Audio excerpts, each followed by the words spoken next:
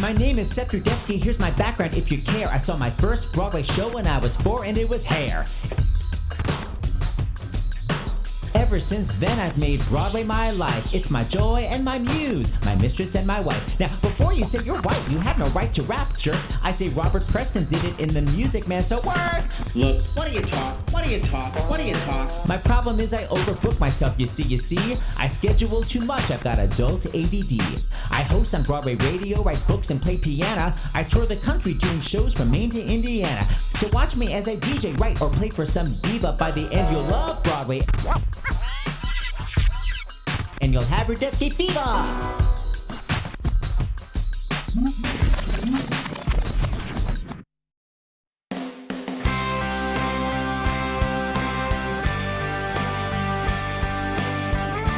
Like so passive-aggressive. I've been working for Sirius XM since 1999. There was no bathroom. There was no studio for Seth to even perform in. February 2002. That's when we launched. It was Valentine's Day. Nothing says I love you like satellite radio. And from there, the Sirius CD radio was born, which then became Sirius, which then became Sirius XM, and then it became Seth's Playground. And that's how we like to think of it. Tonight we have the fabulous Martin Short and the fabulous flautist Janet Axelrod. That's a fancy word for flute player. I was a flautist myself in my teen years. Not as good as Janet, definitely. Okay, so we're well into rehearsals for Disaster, and I'm doing Seth Speaks, my new talk show on Sirius XM. So Jack Plotnick, best friend, who co-wrote Disaster with me, and is also in it, is now finally here from LA. We've been rehearsing Disaster all day, and now I'm pushing him onto my radio show as well. I'm double tasking, is that the word? Jack is like a TV movie person, and he's not comfortable with me getting FaceTime, but this is my show right now. So now someone is calling me on It's okay, Seth, but let me show you how it's done. First off, you want to make your eyes alive instead of dead the way yours are. So make them alive by raising your eyebrows and looking like this, slightly at an angle. Then you want to over-enunciate because you want to make sure the TV are Seth. You may recognize Jack from the TV show Ellen when it was on, Gods and Monsters, that crazy new movie called Rubber, Drawn Together. He's the voice of Xander. He works all the time. The plot of this episode is the crazy sickness. Did you get the crazy phlegm? That's all good. This is the kind of sick where I would literally be home from school for a week and a half. Because my mother, like, if you had anything wrong with you, you were not allowed to go to school for, a good 2 to 3 weeks. This is my mother, Sally. Don't call me Sally. Right. Anyway, Mrs. Rudetsky, been divorced 23 years, still holding on to the last name. Now, how about, what is that fake smile? You never smile in real life. Well, you said divorced. And that made you smile? Yes. All right, she's still got it comedy-wise. Well, I just came here from a rehearsal for Disaster, and it is so funny, and I loved it. First day of interning, Sophie. Hello. She may be a continuing character, or she may be cut from the show. Yikes. Up to snuff, please. People contact me a lot. They write me on the internet and they ask to be my interns, and they come and they help me out all the time. And I have to say, I've had some phenomenally talented interns. One of them I actually put in Disaster, Shares Aletaha, and she got her equity card from doing Disaster. So one hand washes the other. My mother-in-law's from Texas. One hand washes the other. Okay, let's start the show, and then we'll see who my first guest is. Hi, this is my voice talking to the microphone. Okay, now I know why when I worked in the Rosie O'Donnell show, there was a warm-up comic, because I have my live audience walk in, and there's just abject silence. See, this is why people play music before a show, because when there's no music, there's just a deafening, devastating silence. Yeah. But I don't know why everyone's terrified to speak to each other. Doesn't anybody know anybody in this audience? I had a joke, but it was way too dirty to do. It's like they're all there to see Agnes of God. When he cries, Seth leaks. After the gym, Seth reeks. When he closes his eyes, Seth peeks. And for the next hour or so, Seth speaks. And I got a lot to say. Jack, I know my listening audience, I have a couple sitting here, would like to know what I was like when you first met me. So describe me. No holds barred. Go. Heavier. Okay, didn't expect that to happen. How rude. Keep going. What you were like when I first met you? Yeah. You hated me. Oh, right. I forgot that part of the story. Jack Go ahead. Jack was the understudy in the show, and I had a really big crush on someone else in the show. And Jack was amazing when he would go on, so everyone was kind of jealous of him. So the guy that I had a big crush on was like, when Jack goes on, it's the Jack show. Meaning, and I was like, you're right, he's annoying. Wait, he's actually great. But the point is, I wouldn't take anything because I'm like, I have a crush on you. Anything you say goes. So Jack and I were quote unquote friends for 4 months, but the whole time I was like, I hate him. I had no idea. I live in New York City, and my mom and sister live on Long Island. So what's nice is that my family lives really close by. What's a splitting headache is that my family lives really close by. I'm Beth. I'm the one he always jokes about because our names rhyme. The whole family inspired him, my parents, and also he said that I did too, that I was an inspiration, which is nice. I totally got my sense of humor from my siblings and from both my parents. They're actually all hilarious in their own ways. And I also got my bitchery from them. Incredibly hostile. It wasn't even like Beth's full name was Elizabeth, so she could be officially called that around the house. It was literally just Seth or Beth. So, Beth, where's your room in the house, essentially? Upstairs. All the way upstairs. My room was, I had the maid's room, literally, all the way downstairs. But the point is, I was 1,000 feet away from Beth. Whenever my mother would want to call one of us, she'd stand between the two staircases, and all you'd ever hear through your closed door would be, Beth! So then we both have to open up our door and go, what? My mother would be like, not you, Beth! So it's like, she couldn't even go Elizabeth. So my full name is Elizabeth, but she never called me by my full Christian name. And also the big bust is that I thought of your name because we had to name you after an S. So I said, don't name him Stephen. Everyone's named Stephen. Name him Seth. But didn't you? Not realizing that years later it would become part of a comedy act. But didn't you realize Whenever I bring my mom or any of my sisters on my radio show, I always get amazing fan mail for them. Hello, everyone. I'm Seth Rudetsky. Welcome back to Seth Speaks. This segment, it's the mostest, it's the best, I have to say. I'm obsessed. So what I love about this particular radio show is that it's not just Broadway. I wanted to have a variety of types of guests. So I have my family, I have my friend Jack, I have A-list celebrity, and I have a classical flautist. Okay, let's be honest. How do you make a living, dear? Go. I actually make a living performing. I used to make a living teaching. And right now I make a living performing, and because I'm the regular flutist at Radio City Music Hall. That's a good gig, sister. So this is called Suite for Jazz Flute and Piano. Why don't you stand up for a second, Janet? Suite for Jazz Flute and Piano. It's by Claude Bolling. Bowling? Yeah. Featured played by Jean-Pierre Rampal. The particular piece is called Baroque and Blue, because the flautist is Baroque. The pianist is Blue. Do-do-do-do-do-do, a jazz cat.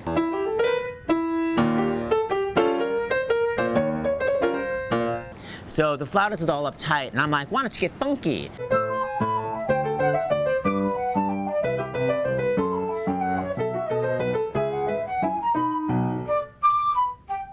And by the end, we meet in the middle.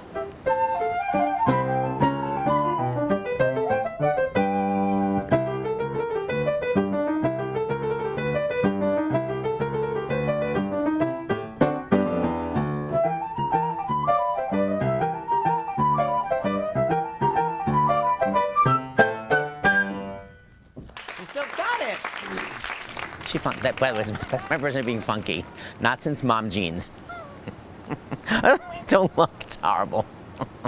I'm hideous, turn away. When he was in college, at the end of his first year at Oberlin as a piano performance major, he was directing a play, he was starring in something, he had to play a classical concert and all, and I went to see it and I said, Seth, you have to concentrate on one thing in life. So either be a concert pianist or and he never listened, and he does everything and makes me kind of crazy, but good for him. He's doing everything he likes. So yeah.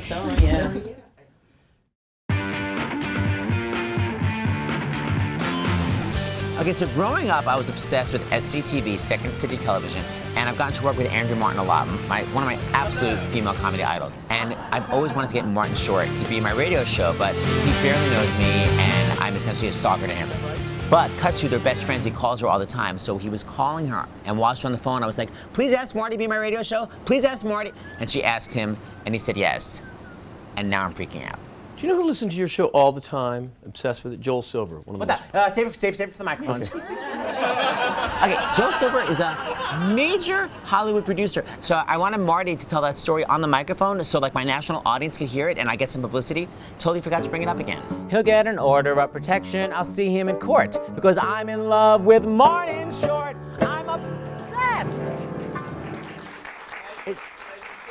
I'm Seth Rudetsky. I cannot tell you, I've never ever gotten the chance to really talk to Martin Short, and I'm completely obsessed with you. And I know you're creeped out, but it's only like a half-hour interview, so just deal with the creepiness for a half hour. I don't know. I was the youngest of 5 kids, and I think that everyone was sarcastic and Irish, and they'd make fun of people the second they'd leave the room. And it was trickle-down meanness. What about Jiminy Glick? I can't even tell you how obsessed I am with that. Which to me, I always feel is your opportunity to be like as mean as you want to be. But you're like, I'm in character, so I'm not really being mean. So go, how did you come up with it? It was originally when I was doing a talk show.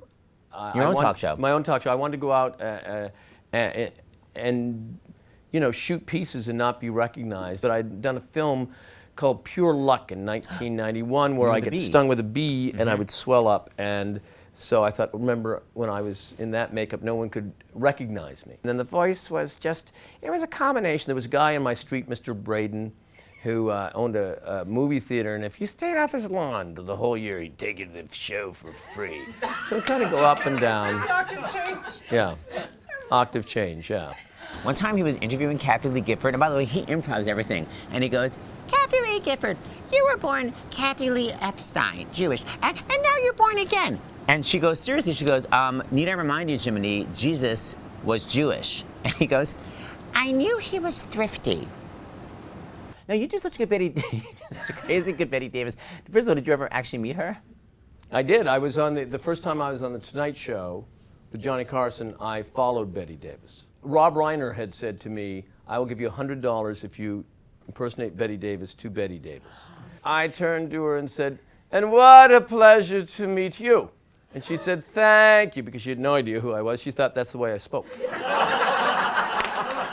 Have you ever watched his Martin Short special in the 90s? I want my pudding. And then I did around my 8 minutes with Johnny, and I'm doing a lot of impersonations and things, and you hear off camera, do you do me? Well, I'd already done her, and I said, well, you're not that easy to do. She said, well, then skip it. Bye-bye. Thank you. We'll be back so much. It's Marty Short.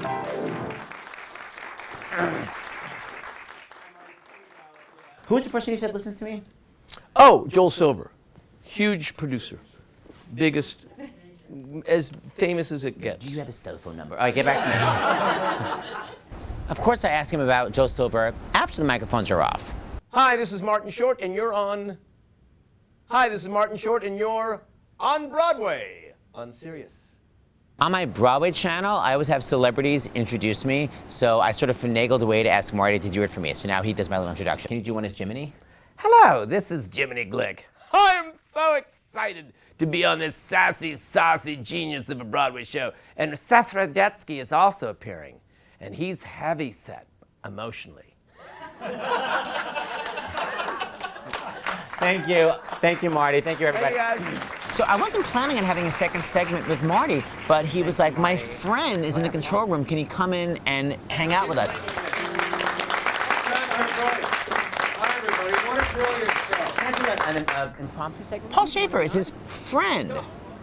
Okay, so amazing.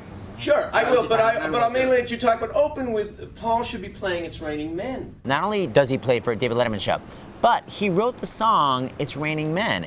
And by the way, he wrote it for Donna Summer, who apparently did not want to do it because she didn't want to say hallelujah because she was born again. So it went to the Weather Girls. Just sang. Yeah? You got to do it. Oh, God, I remember the lyrics. And have we got news? If you recall correctly, I have crazy vocal damage, only wanted to speak during the show. Suddenly, Paul begins to vamp and is like, hit it, Seth. Around is getting low. How am I going to sing? According to all sources, the street's the place to go. Why? Just a night for the first time.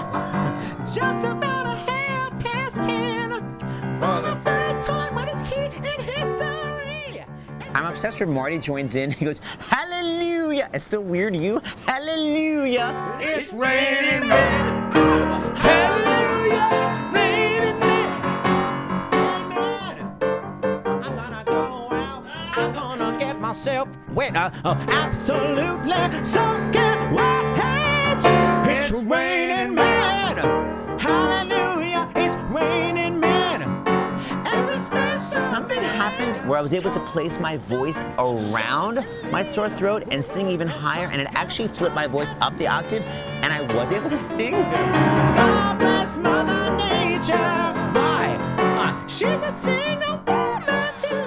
I sounded crazy, but I was able to sing. It's Broadway. raining men, hallelujah. With Irving Cohen. Broadway version. Da-da-da-dee-dee, and you finish it in the studio. It just like ruins the song. Just a horrible voice in the background babbling. And when it's raining at night and you don't know if it's cats and dogs, don't look up because it might be a man falling on your punum. Da-da-da-dee-dee, and whatever the hell else you want to put in there. It's not called a song. You guys are too much. We gotta get out of here. We go Seth to Rudetsky. Paul Shaffer and Marty Short. Paul, let's just end with a little bit of the song that brought us together in the show. Okay, and then totally impromptu, Marty requests something from the first show where he and Paul worked together. So cool. Oh no, master. No, you daren't think. I don't know all the, remember any of the words to the song anymore, but it's, what is it? When wilt thou save the people, O God of mercy, when? The people, Lord, the people, not thrones and crowns, but men, flowers of... In the early 70s in Toronto, this gospel started Eugene Levy, Andrew Martin, Martin Short, Gilda Radner, Victor Garber, and the music director was Paul Shaffer. Can you believe the talent in that cast? They were all starting out. A sunless day, God save the people. Okay, this is so inside, but if you know the moment where Barbra Streisand's on the Judy Garland show and Ethel Merman happens to be in the audience and they all three sing a trio and Barbara is totally out of her element and she's just like, I'm surrounded by famous people, that was me. I was the Barbra Streisand in the moment. You're famous, I'm not. God save the people, save us, for thine they are, for thine they are. And thine is thine. Oh, save the people. God save the people. From despair. God save the people. God save the people. Oh, God save the people. God save the people. Oh, God save the people. God save the people. Oh, God, one more time. If I knew when I was a kid, I would get to meet one of my absolute comedy idols and then do an impromptu jam session. God save the people. This is why I have to say my life is so much fun and I'm very blessed, but I feel really privileged to get to do things like this. It was literally thrilling.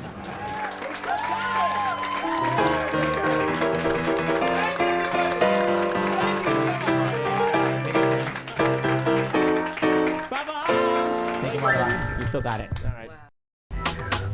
I flew back from Canada where I was doing the show with Andrew Martin. Maybe I got sick on the plane. It had filled my head so much that I got full vertigo, seasickness. I was terrified today I wouldn't be able to come to rehearse, but I woke up this morning, I'm on all these crazy meds. I feel okay. I mean, I still feel the stuff in my head, but it's not spinning. You know, also has vertigo, Kristen Chenoweth. But I don't have her high notes or her height. So it's our last day in the rehearsal studios before the show moves to the box. You're gonna hear people keep saying the box, and you may think it's referring to, but it's actually the name of a club, the box. That's where the show is gonna be. Oh, my poor child. And your poor husband. He doesn't know. He said it could be in a few months or a few days. When did he say that? A few days ago. Of course, the show is about to open, so the entire cast is here giving it their all. Now, we're missing a ton of people, and Lois yet again is going on for multiple roles. Brava, she's playing a man, swing a woman, old, young, heavy, skinny, she's got it all. Sometimes I get up and actually do the parts, but I was trying to make notes today, so I just read the lines. It's crazy. We only had 2 weeks total rehearsal for this show, and I wanted to stage everything and have it memorized, and then I decided that was crazy to do to the actors, specifically to this actor. I can't memorize the whole show. So essentially, everyone's carrying their scripts, and we sort of find ingenious places on the set to place them. So this is the Cree to go into the slot machine, which is really a music stand in rehearsal, and putting her script down. Brava! Never mind. Oh, is that late?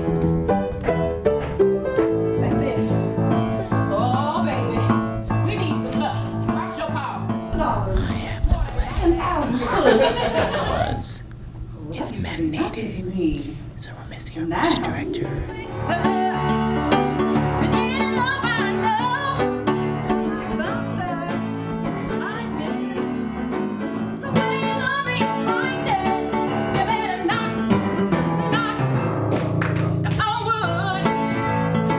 Of course, Jack loves having a camera in the room, so any opportunity for a larf, he'll take it.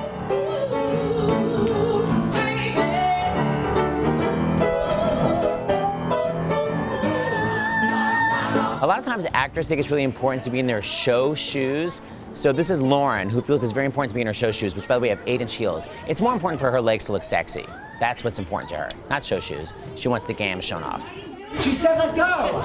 And I know this is awkward, but I'm here to do a job. Stop talking and run off the ship now! Down, house lights are off. End of Act One. Everyone was in a great mood because of a great run-through. Surely Dennis doesn't have any notes. What time is it? It's time to go. Okay, then perfect. We have 5 minutes. We have 5 minutes. Cut to within 5 minutes, gave us 200 notes. Hey, there were just a couple of little, I just want to make sure that things are right in your books. Hey, Marianne, when we first see you, when you have it, obviously it will be in your hand. Oh, yeah. It's like you're sending her in that direction. Spinning her around. Okay. You guys hide behind that wardrobe unit, right? I actually wrote it in my thing, finally. Great. I run up the aisle, right? Yes. What's crazy about where we're doing the show is that there are actually no wings, so we can only exit like into the audience or upstairs. So Dennis is constantly telling us where to exit, and it's never something normal like offstage right. It's always like through the aisle, up the stairs to the balcony. All right, that's great. Thanks, guys. We'll see you at the box. I am so thrilled with discomfort where the show is. It's like, it's better than what I imagined in my head. And because the actors are phenomenal, and they're all taking what we thought was funny and making it funnier. I just couldn't be happier. Yeah, I think we should recast Seth's role. It's not that Seth is bad in it, it's just, he just wildly miscast, I think is the issue. I mean, that's the issue. We'll see.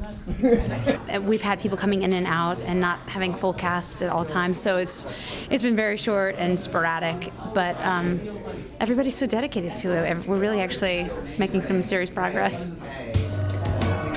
10 to 2 at the box tomorrow.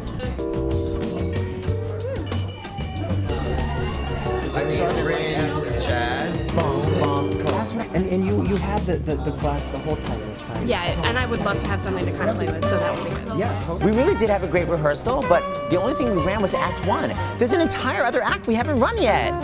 Complete group denial. All right, I think everything's really good shape.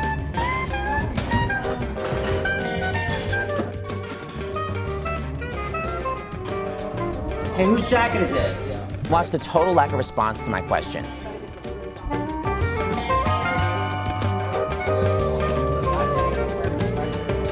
Do it all later. It's okay. I'll do it all. I'm missing my jacket. Was that your black jacket? Yeah, who has it? Chris just took it because everyone's like, we don't know what it is. Do you have the black jacket? Bye, Rehearsal Studios. It was the last day in the rehearsal studio. Or last day in prison, you decide. I first began writing Disaster with one of my best friends, Drew Geraci. We did Forever Plaid together. And then I wound up writing the bulk of it with Jack Plotnick. But Drew is totally involved in the production, and here he is. The way that Mockingbird builds. Yes, now you buy it? Yes, because it almost works like in opposite. On the positive side, it was a really good rehearsal. On the negative side, it was only a act. And we have yet to have a rehearsal with the entire cast. And the show is in 24 hours. I've done so many benefits, and they're always sort of a mess right beforehand. There are going to be big mistakes, and there are going to be things that are amazing. It's just when you think, like, surely it's going to be perfect that you're devastated. So I know there are going to be big mistakes, but as long as the bulk of it is good, I will be happy. I've done a lot of these one-night. Pretty much all I ever do are one-nighters, and I don't just mean in my 20s. Work!